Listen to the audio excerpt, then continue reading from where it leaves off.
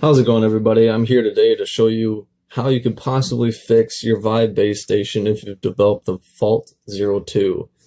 Now, a lot of the issues that come with that fault are actually directly after you update the firmware for it, and I don't believe this is going to help you unless maybe it was some check that they made in that update that made it then look that it wasn't working correctly. But in my case, I dropped my station off of the stand that I had it on. It fell about 3 foot onto a glass table, so that's not very good, especially on something that has spinning components like this that need to be stable. But I waited months and months to actually tear this apart and get it fixed again. Initially, I looked online, tried to find whatever I could to get it fixed, and I couldn't find anything that pertained to dropping it and having it not working after that.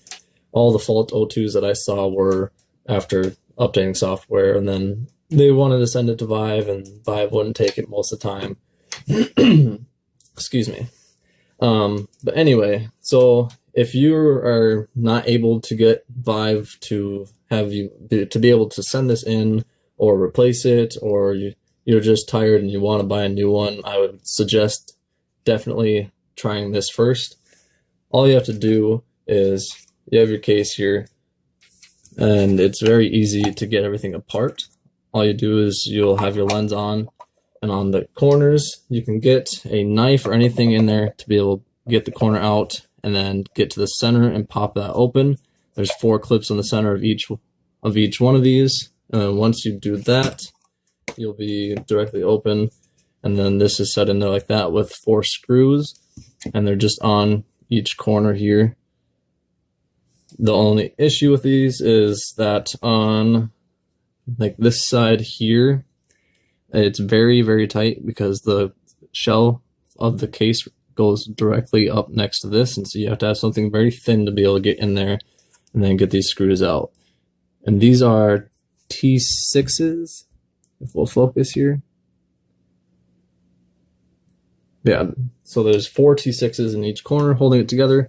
And if you don't have the screwdriver to be able to get in there, and you are not able to get one, you should be able to still see whether or not these connections are plugged in here. And you should be able to see just from the top.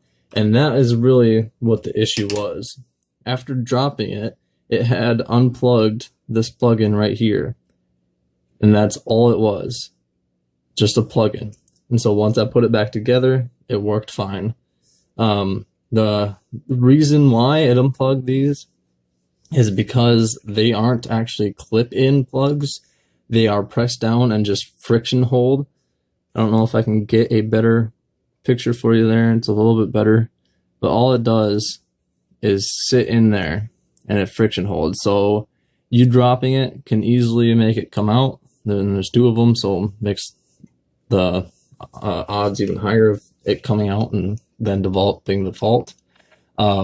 These things vibrate a lot from the spinning, and they're not fully balanced, and so the vibration, I think, alone even could knock these out. So if it just happens that the base station quits working for no reason, not even after an update, it would probably be this, if I had to say.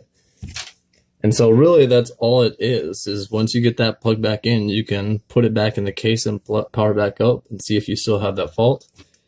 If you do, it's going to be something else, obviously, and so you're probably going to have to try and contact Vive or get a new station. I really hope they do away with these connections in the future, because they are not good for something that could vibrate like this or fall off potentially, since they are recommended to be at an elevated height. I hope this really helped you. Hope this saves you money so you don't go out and buy a new base station or pay shipping to get it sent in and fixed when all it is a plugin like this. It's always worth a shot to try and fix something like this yourself when it's especially something this easy. All right, see you next time.